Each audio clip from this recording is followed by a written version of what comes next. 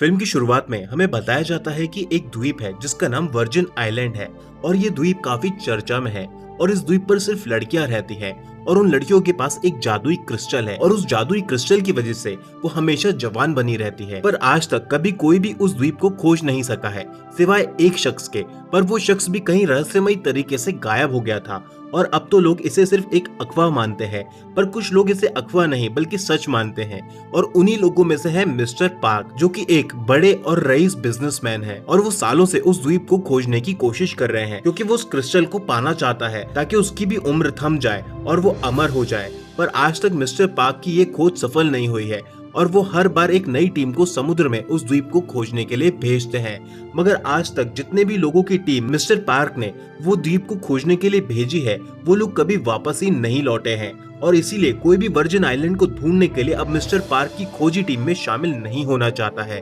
क्योंकि सबको अपनी जान प्यारी है। और ये सारी बातें एक रेडियो न्यूज में चल रही होती है और ये न्यूज टॉम सुन रहा होता है। टॉम इस कहानी का मुख्य किरदार है और वो न्यूज में सुनता है कि मिस्टर पार्क एक बार फिर अपना जहाज वर्जिन आइलैंड की खोज के लिए भेज रहे हैं और जो कोई भी उस जहाज में जाना चाहे उसे मिस्टर पार्क करीब 1 करोड़ रुपए देने के लिए भी तैयार है। और ये न्यूज सुनते ही टॉम उस जहाज में जाने के लिए तैयार हो जाता है। नहीं, आपने गलत समझा, पैसे के लिए नहीं बल्कि वो अपने पिता को ढूंढने के लिए वहां जाना चाहता है क्योंकि जिस एकमात्र शख्स ने वर्जिन आइलैंड की खोज करी थी वो टॉम के पिता ही थे, जो कभी उस आइलैंड से लौटे ही नहीं थे। और तब से ही टॉम अपने पिता की खोज में है और इसीलिए अब वो मिस्टर पार्क के जहाज पर भी पहुंच जाता है और मिस्टर पार्क के लोग टॉम को एक जीपीएस डिवाइस भी दे देते हैं जिससे वो लोग उसे ट्रैक कर सके। हालांकि उस जहाज में टॉम अकेला नहीं था, उसके साथ एक और भी शख्स उस जहाज में मिस्टर पार्क का ऑफर एक्सेप्ट करके आया था जिसका नाम एलन होता है। और अब एलन और टॉम मिलकर उस आइलैंड की खोज में निकल पड़ते हैं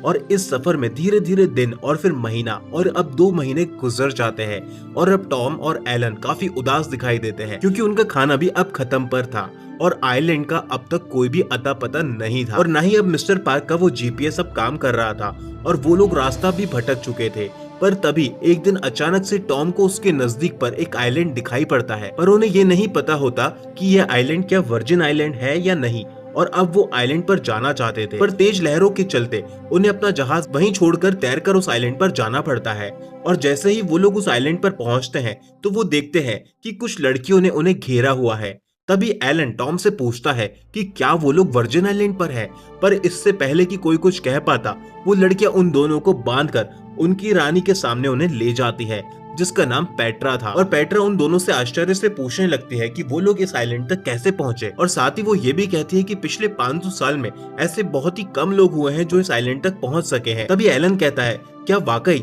आपने 500 साल कहा, यानी कि आप लोग अमर हो। पर इस सवाल का कोई जवाब नहीं देता और वो लड़कियां उन्हें वहीं एक पिंजरे में बंद करके छोड़ जाती है। पर टॉम के पास एक चाकू होता है और वो उससे उस पिंजरे को काट के बाहर निकल आता है और रात में बचते हुए टॉम एक झोपड़ी में जाकर छुप जाता है। पर वो दरअसल एक झोपड़ी नहीं थी, वो कबीले की लड़कियों का एक वॉशरूम था जहाँ सब लड़कियां नहाने के लिए जाया करती है और उसी वक्त वहाँ पर सुजैन भी नहाने के लिए आती है और उसी दौरान टॉम को लगता है कि वो गलत जगह पर आ गया है तो वो वहाँ से निकलने की कोशिश करता है पर उसे एक छोटी लड़की ऐसा करते देख लेती है और वो उसे देखकर चिल्लाने लग जाती है और फिर कबीले की सारी लड़कियां भाला लेके टॉम के पीछे पड़ जाती हैं और वो उसे पकड़ लेती हैं और वो लोग समझते हैं कि टॉम लड़कियों को नहाते देखने के लिए वहाँ पर गया था और ये सब कबीले में पाप माना जाता है और इसीलिए सब लड़कियां उन्हें मौत की सजा सुनाने को कहती हैं। जिसके बाद रानी यानी कि पेट्रा उन दोनों के ऐसे बर्ताव के लिए उन्हें फ्राई करके यानी कि तल के उन्हें मारने का फैसला सुनाती है। और अगले दिन जब उन्हें तला जाना था तभी वहाँ पर सुजैन आती है। सुजैन वही लड़की है जिसे टॉम ने नहाते देखा था। सुजैन वैसे तो टॉम की हरकत के कारण उससे बहुत ही नाराज होती है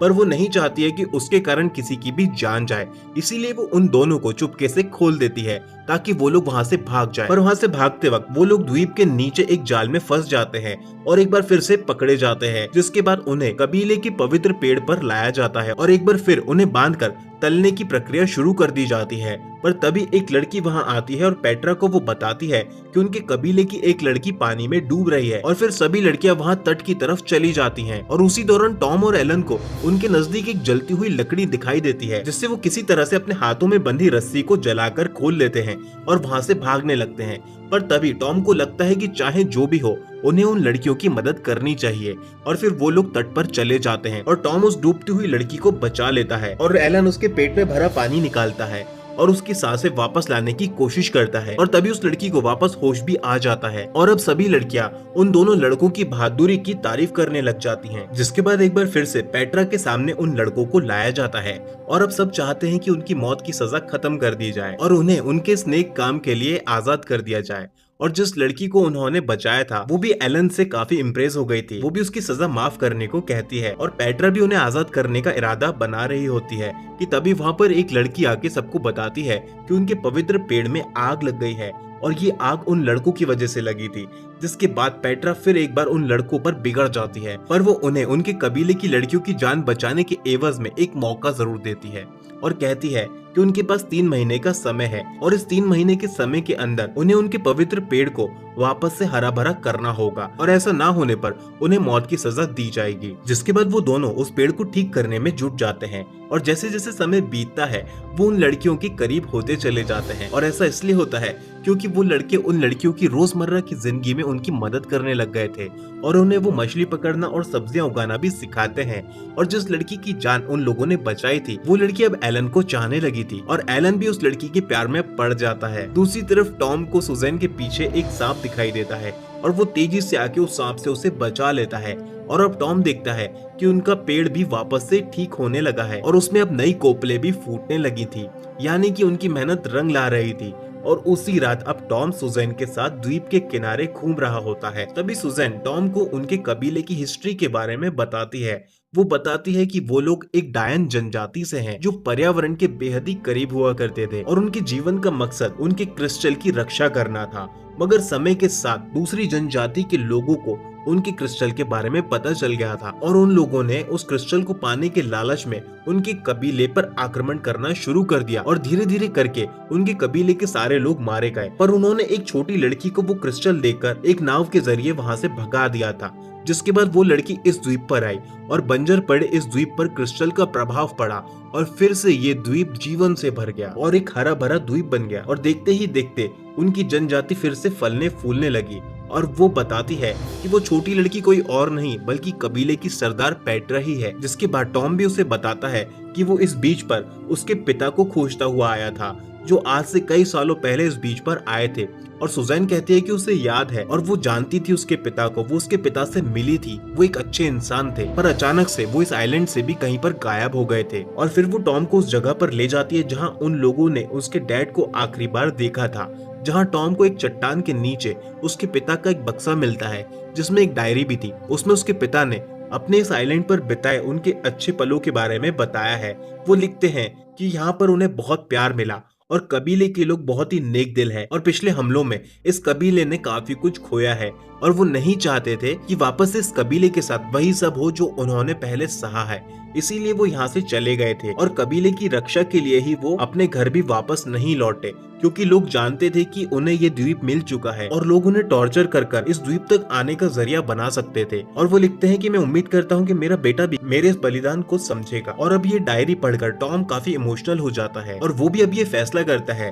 कि वो भी कभी अपने घर नहीं जाएगा और यहीं रहकर कबीले की रक्षा करेगा और उन्हें ढूंढता हुआ कोई यहाँ पर ना आ जाए। इसीलिए वो उस जीपीएस को भी तोड़ देता है जो उन्हें मिस्टर पार्क ने दिया था। पर टूटने के बाद वो जीपीएस से कुछ आवाज आने लग जाती है और वो चलने लग जाता है और उसकी लोकेशन मिस्टर पार्क के पास चली जाती है और मिस्टर पार्क देखता है कि लोकेशन किसी आइलैंड से आ रही है और अब मिस्टर पार्क को लगने लगता है कि वो जल्दी वो क्रिस्टल लेकर अमर हो जाएगा क्योंकि उन्हें वो आइलैंड अब शायद मिल चुका है। जिसके बाद टॉम और एलन जाके मिस्टर पार्क के उन्हें यहाँ पर भेजने की सारी बात सबको बता देते हैं और सबको ये द्वीप छोड़ने को भी कहते हैं। पर ये द्वीप उनका घर है इसीलिए उसे कोई भी नहीं छोड़ना चाहता और मिस्टर पार्क के आने का सब लोग इंतजार करने लगते हैं। और फिर आखिर वो घड़ी भी आ ही जाती है जब मिस्टर पार्क उस आइलैंड तक पहुंच जाता है और वो टॉम और एलन से मिलता है। पर टॉम और एलन उन्हें गुमराह करते हैं और वो कहते हैं कि ये वर्जिन आइलैंड है ही नहीं और ना ही इन लोगों के पास कोई क्रिस्टल है। पर मिस्टर पार्क कोई बेवकूफ आदमी नहीं है और वो किसी की कोई बात नहीं मानता है और अब वो सबको बंदी बना लेता है और उनकी रानी से यानी कि पेट्रा से वो क्रिस्टल मांगता है और उसे धमकाता है कि अगर वो क्रिस्टल उन्हें नहीं देगी तो वो सबको जान से मार देगा। और सबकी जान बचाने के लिए पेट्रा मिस्टर पार्क को उस जगह ले जाने लगती है जहाँ पर उनने क्रिस्टल रखा हुआ है। पर उसी दौरान उनके कबीले की लड़कियां मिस्टर पार्क के आदमियों पर हमला कर देती हैं और मिस्टर पार्क के सभी आदमियों का खात्मा कर देती हैं। पर जब ये सब कुछ चल रहा होता है उसी दौरान मिस्टर पार्क टॉम को पकड़कर अपने साथ ले जाता है और उससे वो क्रिस्टल की जगह पूछता है कि वो कहाँ पर रखा हुआ है। पर टॉम कुछ भी नहीं बताता है। तो टॉम से जानकारी निकलवाने के लिए मिस्टर पार्क उसे टाइम बॉम्ब की जैकेट पहना देता है और तभी वहाँ कबीले की सब लड़कियों के साथ एलन भी वहाँ पर पहुँच जाता है और मिस्टर पार्क से उस बॉम्ब के जैकेट का रिमोट छीनने की कोशिश करता है। पर इस हाथापाई में बॉम्ब का बटन दब जाता है और जैकेट में 30 सेकंड का टाइमर चलने लग जाता है। और तब टॉम के मन में ये ख्याल आता है कि उसे सबकी जान बचाने के लिए खुद का बलिदान देना होगा और वो ऐसा ही करता है और वो समुद्र की लहरों की तरफ अकेला ही भागने लगता है